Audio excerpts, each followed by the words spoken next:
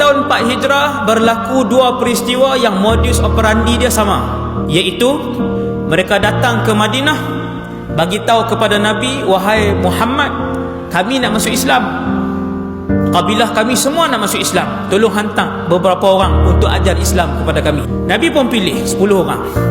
Antaranya, saya sebut nama kat tuan-tuan, Asim ibn Thabit al-Ansari, Mirthad ibn Abi Mirthad al-Ghanawi, Zaid ibn Dathinnah. Antaranya ialah Khubayb ibn Adi. Nabi bagi tahu kepada mereka, ketua kalian ialah Asim ibn Thabit. Pergilah kalian ke perkampungan Udal dan Qarah, berdakwahlah kepada mereka, seru mereka kepada Islam, bagi tahu kepada mereka bahawasanya yang berhak disembah hanyalah Allah Subhanahu wa taala. Malangnya, duka citanya apabila sampai di satu tempat yang bernama Ar-Raji', tak sempat sampai ke kawasan yang dimaksudkan. Di tengah-tengah perjalanan, 10 orang yang sedikit ini dikepung oleh 100 orang pemanah. Akhirnya mereka pun lari. Sayyiduna Asim ibn Thabit ajak mereka naik ke satu tempat yang lebih tinggi. Nama kawasan tu Fadfad. Mereka bincang, apa kita nak buat? Serah diri?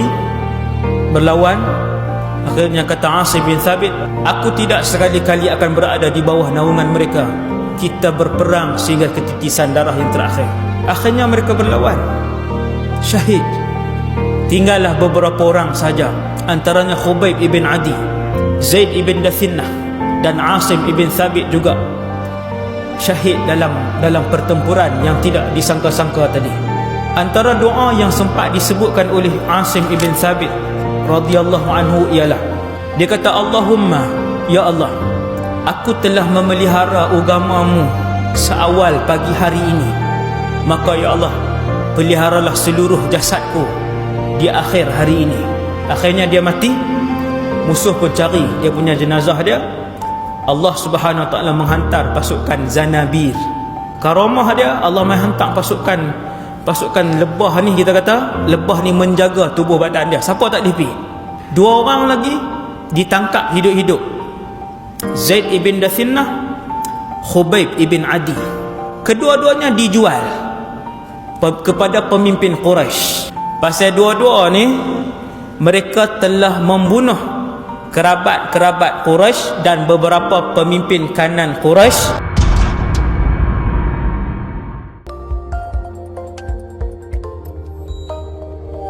Maksudnya Zaid ada bunuh seorang, Khubayb ada bunuh seorang pemimpin Quraisy. Yang tu yang marah sangat keluarga di sebelah Quraisy lah.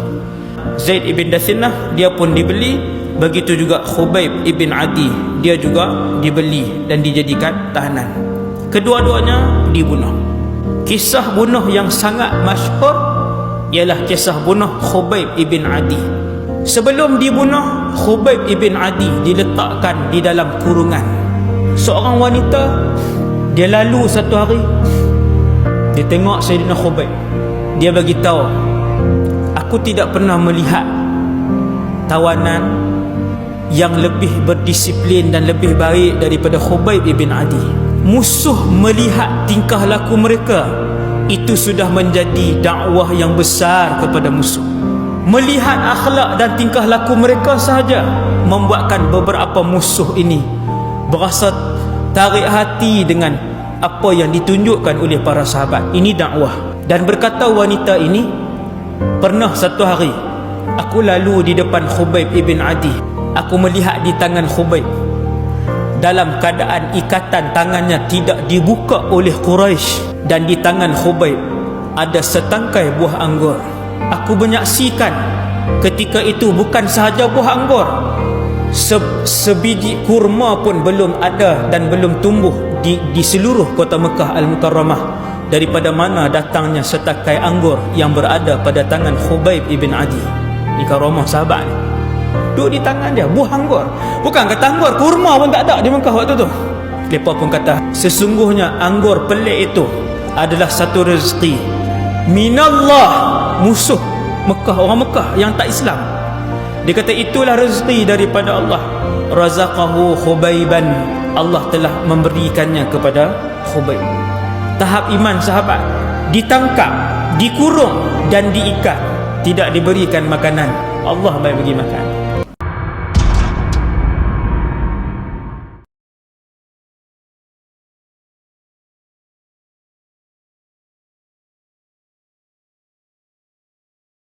Lalu Khubayb dibawa oleh tukang hak beli dia, yang membunuh dia Uqbah bin Haris. Pimpinan Quraisy yang beli dia buat pengumuman kepada penduduk Mekah, hari ini Khubayb akan dipotong badannya sikit demi sedikit.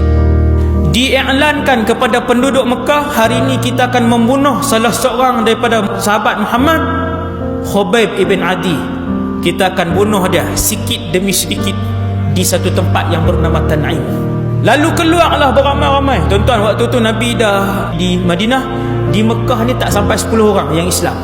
Yang berbaki lah, saki-baki yang masih ada, yang belum berhijrah. 99% yang ada di kota Mekah ni kesemuanya bukan Islam. Mereka keluar beramai-ramai ke Tan'im. Waktu tu Tan'im salah satu tempat pembunuhan. Lalu ramailah ahli Mekah keluar. Akhirnya Khubayb bin Adi pun dibawa. Sebelum dia nak diikat di kayu macam salib tu, dia minta untuk solat sunat 2 rakaat.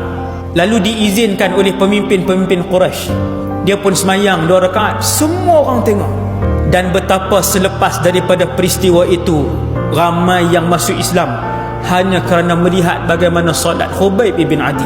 Khusyuk dia, tekun dia, solat menghadap Allah Subhanahu Wa Taala. Kemudian diikat. Setelah diikat, mereka pun membunuh dia dengan memotong sebahagian daripada tangan dia. Lalu mereka bertanya, "Wahai Khubayb, maukah kami gantikan sekarang tempat kamu dengan jasad Muhammad?" Jawab Sayyidina Khubayb, "Seandainya kalian ingin menyucuk tubuh Nabi kami Muhammad dengan sebatang duri pun, tidak akan aku benarkan kalian lakukan perkara itu." Bukan nak ganti tempat, nak pergi cucuk badan Nabi dengan satu duri pun aku takkan redha dan takkan benarkan, apatah lagi untuk menggantikan Nabi kami di tempat ini. Iman sebegitu telah pun pupus pada zaman ini. Akhirnya dia pun dibunuh. Sebelum menghembuskan nafas yang terakhir, dia dongak kepala dia ke langit. Dia kata, "Allahumma qtulhum badada." Ya Allah, bunuh ke semua mereka. Wahsihim adada, kira seorang-seorang. Wala tubqi minhum ahada, jangan tinggal walaupun seorang. Kemudian dia pun mati syahid.